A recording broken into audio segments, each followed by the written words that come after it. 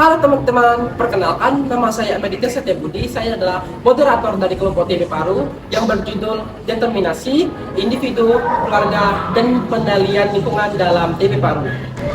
Di sini saya tidak sendiri, saya bersama teman-teman kelompok saya, yaitu kami persilakan Nur Arsyad Budiarjo sebagai presentator pada materi kali ini. Oke, materi yang pertama yaitu teori Hal Bloom. Di sini ada 4 faktor. Yang pertama, faktor lingkungan, berupa ventilasi yang buruk dan pencahayaan yang kurang. Yang kedua yaitu faktor resiko, berupa batuk dan bersin, merokok, serta PHBS yang rendah. Selanjutnya yang ketiga yaitu faktor pelayanan kesehatan, berupa deteksi dini yang terlambat dan tidak patuh obat. Dan yang terakhir ada faktor genetik, berupa daya tahan tubuh yang lemah, riwayat kontak TB sebelumnya, serta respon imun individu. Oke, materi selanjutnya yaitu pendekatan sistem yang terdiri dari 4 proses. Yang pertama yaitu input, yang kedua proses, yang ketiga output, dan yang keempat outcome. Yang pertama input terdiri dari kebijakan dan program berupa strategi nasional penanggulangan tuberkulosis, sifat tenaga kesehatan, serta tenaga kesehatan seperti dokter, perawat, dan petugas TB. Yang kedua yaitu proses berupa penemuan kasus TB seperti penemuan kasus aktif dan pasif, screening dan pemeriksaan TB paru. Yang ketiga yaitu output berupa pelayanan kesehatan seperti meningkatnya angka penemuan kasus TB dan meningkatnya cakupan pengobatan TB. Dan yang keempat yaitu output, ada 2 yaitu output jangka menengah dan output jangka panjang. Yang pertama output jangka menengah berupa menurunnya angka putus berobat dan meningkatnya angka kesembuhan TB paru. Yang kedua yaitu output jangka panjang seperti menurunnya angka kesakitan dan kematian akibat TB dan berkurangnya penularan TB di masyarakat. Oke, materi selanjutnya yaitu sasaran.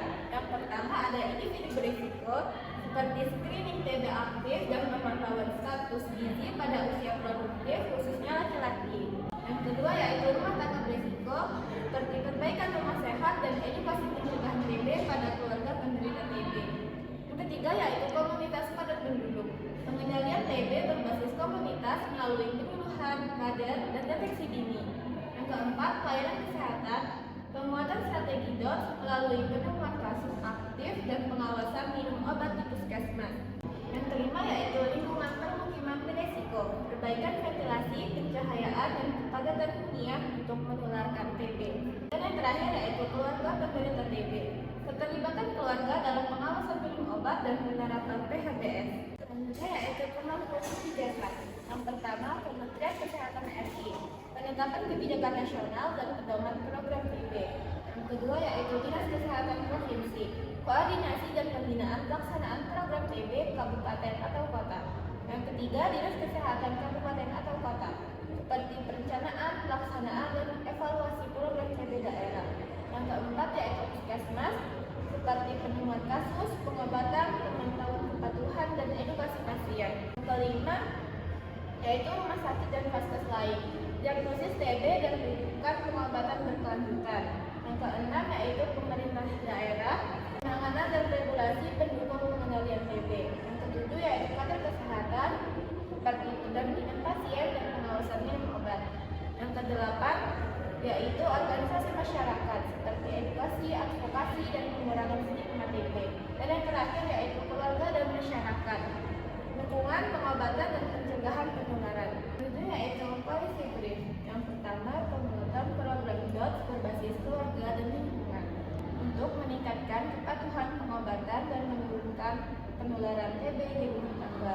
Yang kedua, integrasi program TB dengan upaya perbaikan gizi untuk mempercepat penyembuhan dan mengurangi risiko kekambuhan. Yang ketiga yaitu peningkatan edukasi PHBS dan minum sehat untuk menurunkan risiko penularan TB secara berkelanjutan.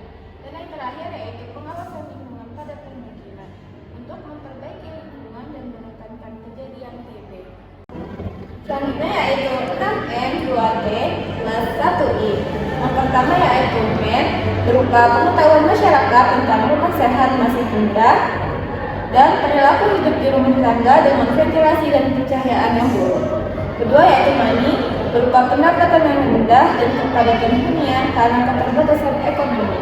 Yang ketiga yaitu metode program TB fokus pengobatan dan pencegahan berbasis lingkungan belum maksimal.